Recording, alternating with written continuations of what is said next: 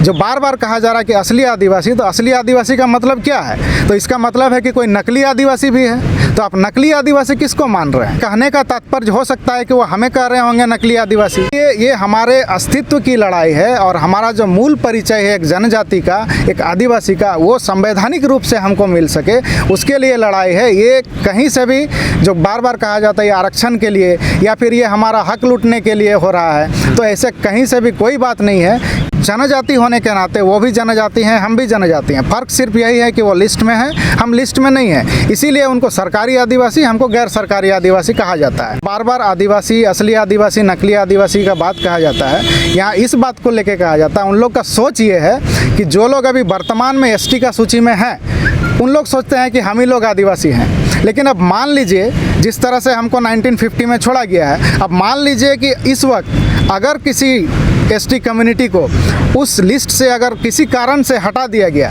तो क्या उसको आदिवासी नहीं माना जाएगा? तो यहाँ जो बातें कही जाती हैं कहीं ना कहीं से वो अपने बात में खुद ही कंट्राडिक्ट करते हैं। कभी कहते हैं कि हर किसी को हक है कि भाई एसटी, एससी, ओबीसी में आप अपना मांग रख सकते हैं, फिर कहते हैं कि अगर सभी मांग करने लगेंगे तो हमारा क्या होगा? तो ये तो खुद ही अपने बात को ही कंट्राडिक्ट कर रहे हैं। नमस्कार, सोशल संवाद में स्वागत है। मैं शशि भूषण।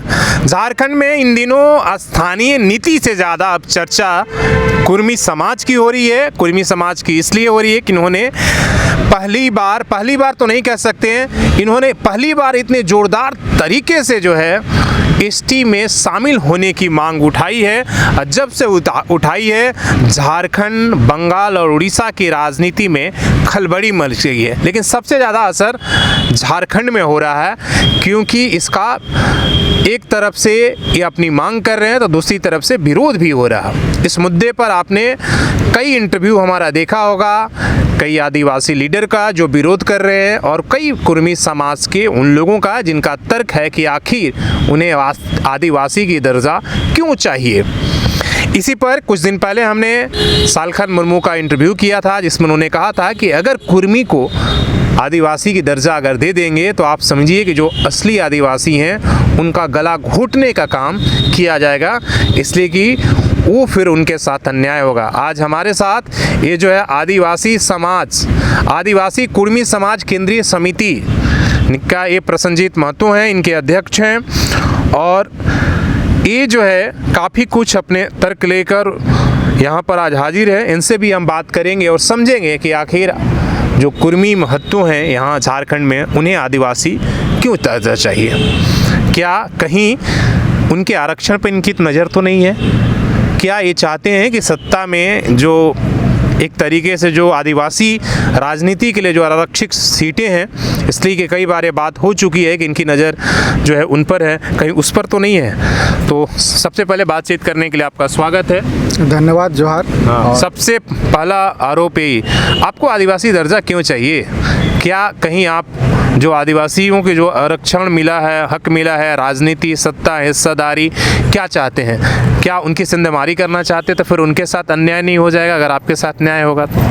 देखिए, ये एक सरासर जो है एक बेबुनियाद बात है, और इस तरह का जो भी बात बोलते हैं या जो भी एक इस तरह का जो आरोप प्रत्यारोप करते हैं, पटाक्षेप करते हैं, ये बिल्कुल ही एक निराधार बात है। क्योंकि आदिवासी बनने या बनाने वाली यहाँ कोई बात नहीं है। आदिवासी ना कोई बन सकता है, ना कोई किसी को बना सकता है, ये एक जन्मजात चीज़ होती है। दूसरी बात है कि यहाँ पर जो हकमारी की जो बात की जा रही है, तो आदिवासी जो हैं यहाँ पर तीन जो शब्द है, तीन शब्दों को समझने की ज़रूरत है। पहला है आदिवासी, दूसरा जनजाति और तीसरा अनुसूचित जनजाति। ये तीनों अलग अलग चीज़ें हैं। जो आदिवासी हैं, मतलब जो जिस स्थान के आदिकाल से बसवास करने वाले लोग हैं, उनको आदिवासी माना जाता है, और उन आदिवासियों में से ही कुछ समुदायों को जनजाति माना गया है। उनके कुछ सिम्टम्स हैं, कुछ क्राइटेरिया हैं, उनको आधार मानते हुए उनको जनजाति माना गया है। और उसी आधार पर जो छोटा नागपुर पठार के यानी इस बृहत्तर झारखंड के जो कुर्मी समुदाय हैं, उनको भी जनजाति माना गया है। और इसी आधार पर 1901 से लेकर के 1931 तक के जो ट्राइबल जो लिस्ट हैं और तमाम जो भी एंथ्रोपोलॉजिस्ट वगैरह हैं, भाषा वैज्ञानिक है, सभी ने इस बात को माना है कि यहाँ के जो कुड़मी समुदाय हैं ये एबोरिजिनल ट्राइब हैं। ये जो हमारी जो मांग है ये हमारी कोई नई मांग नहीं है।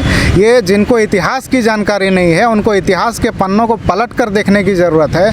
1987 में कुड़मी समुदाय का सबसे पहला जो महासम्मेलन हुआ था पुरुलिया के झुंझका में, जो ठाकुरदास महतो की अध्यक्षता में हुई थी, उस समय भी इस मांग को पुरजोर तरीके से रखा गया था। और उस समय जितने ट्राइबल लीडर्स हैं, यहाँ तक कि जो अभी दिसोम गुरु शिबू सोरेन जी हैं, वो भी उस सम्मेलन में उपस्थित थे। उनके साथ पद्मश्री डॉक्टर रामदयाल मुंडा, डॉक्टर निर्मल मिंज, ऐसे महान हस्ती लोग भी मौजूद थे। और सभी ने एक स्वर में कहा था कि कुड़मी जनजाति को अनुसूचित जनजाति में शामिल किया जाना चाहिए। और उस समय झारखंड अलग राज्य आंदोलन की लड़ाई चल रही थी और जो उस समय जो परिपाटी थी झारखंड अलग राज्य की, क्योंकि कोई भी राज्य का जब गठन होता है तो एक भाषा के आधार पर होता था, लेकिन झारखंड भाषा के मेनली भाषा के आधार पर। लेकिन झारखंड राज्य में क्या हुआ कि यहाँ कई भाषा भाषी के लोग रहते हैं, क्योंकि कई सारे ट्राइबल कम्युनिटी हैं तो सभी की भाषाएं अलग हैं। जैसे संताली, मुंडारी, हो, खड़िया, इस तरह से, जैसे हमारी कुड़माली भाषा, तो कई भाषा हैं। तो भाषा के आधार पर, सिर्फ एक किसी भाषा के आधार पर झारखंड राज्य का गठन नहीं हो पा रहा था। तो उस समय भाषा के साथ साथ कल्चर देखा गया और कल्चर के साथ साथ में इस राज्य को एक आदिवासी राज्य के रूप में गठन करने का प्रस्ताव जो दिया गया। तो उस समय क्या हुआ, उसके लिए भी जो 50% की जो संख्या चाहिए थी वो नहीं हो पा रहा था, क्योंकि जो एसटी की जो संख्या थी वो तो 27% थी।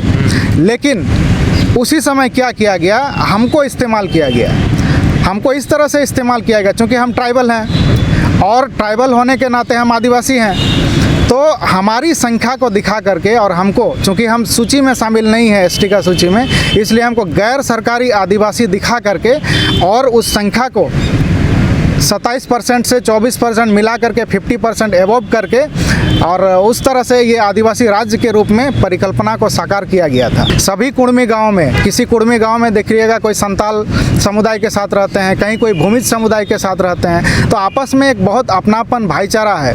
और जनजाति होने के नाते वो भी जनजाति हैं, हम भी जनजाति हैं। फ़र्क सिर्फ यही है कि वो लिस्ट में है, हम लिस्ट में नहीं हैं, इसीलिए उनको सरकारी आदिवासी, हमको गैर सरकारी आदिवासी कहा जाता है। तो अब यहाँ जो बात उठता है, ये बार बार एक शब्द हमको सुनने में अभी मिल रहा है कि असली आदिवासी। तो मैं उन्हीं से ये जानना चाहूँगा कि भाई ये आदिवासी और असली आदिवासी का डेफिनेशन क्या होना चाहिए।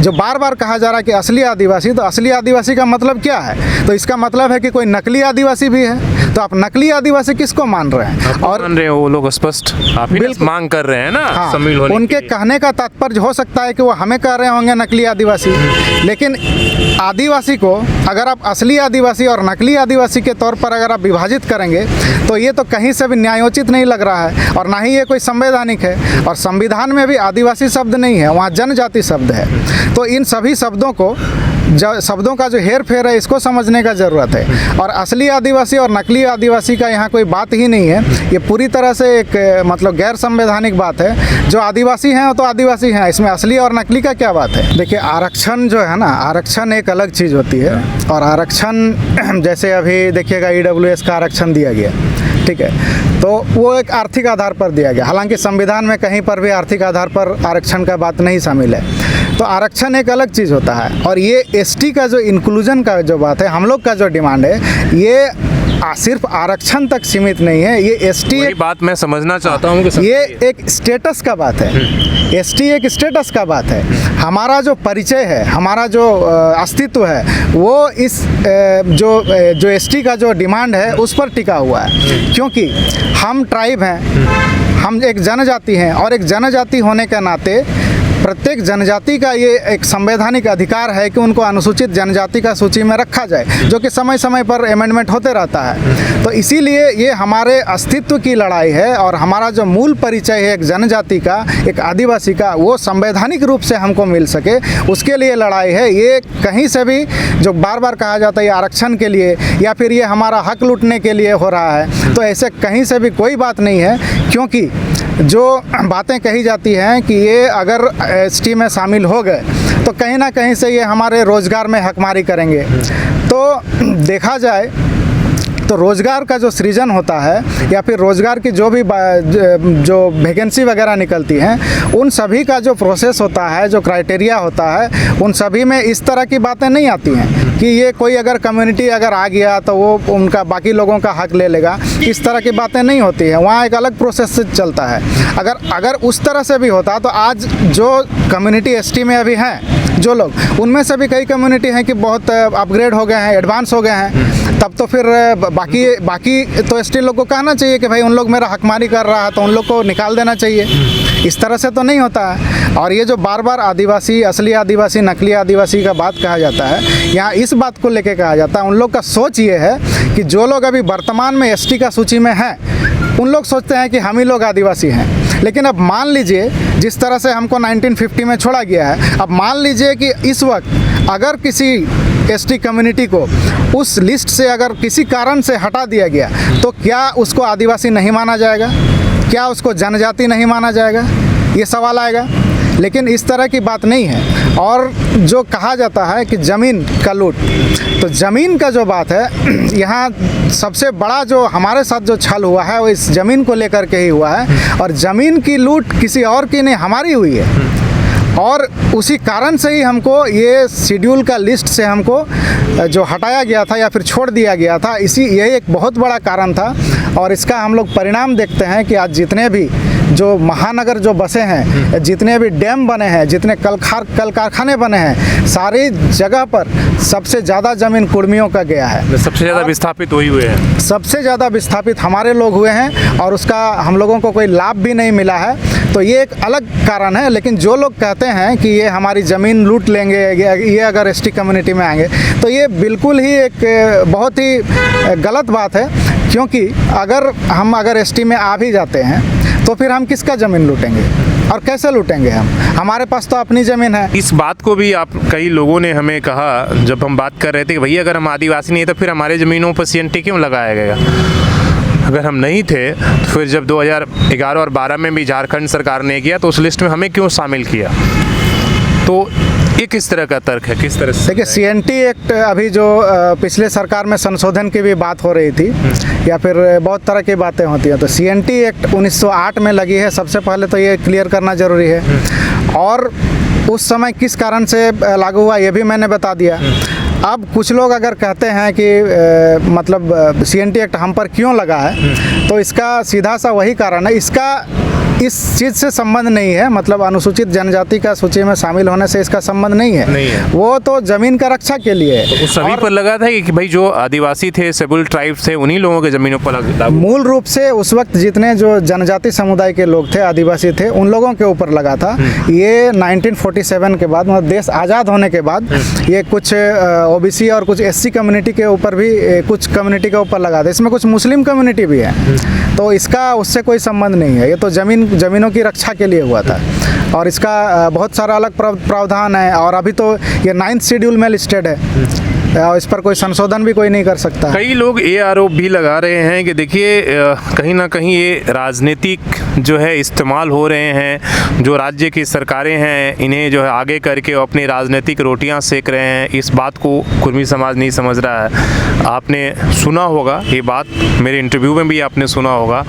तो क्या, और दूसरी बात यह है कि जो झारखंड में खतियान आधारित स्थानीय नीति की मांग चल रही थी, इस बात के बाद तो धीरे कमज़ोर पड़ गई। पता ही नहीं चला वो कहाँ चला गया। आज 1 महीने के बाद उस पर तो कोई चर्चा ही नहीं कर रहा। देखिए, खतियान आधारित स्थानीय नीति की बात कोई नई मांग नहीं है।